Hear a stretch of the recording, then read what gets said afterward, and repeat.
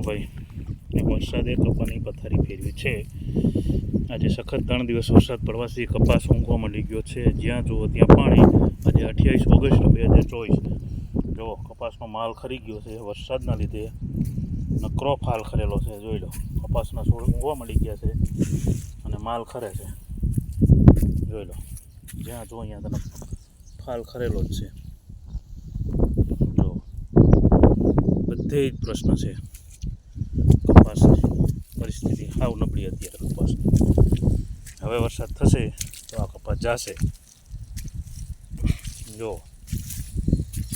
જ્યાં નજર કરો ત્યાં નકરા પાણીના ખાબોચિયા દેખાય છે. આખા હંપાડામાં છે. જોઈ લો, ફાલ જ સખત ખરી ગયો છે. ત્યાં ફાલ ખરી ગયો, ત્યાં ફાલ ખરી ગયો કપાસમાં. બિચારા ખેડૂત શું કરે, ભાવ નથી આવતા.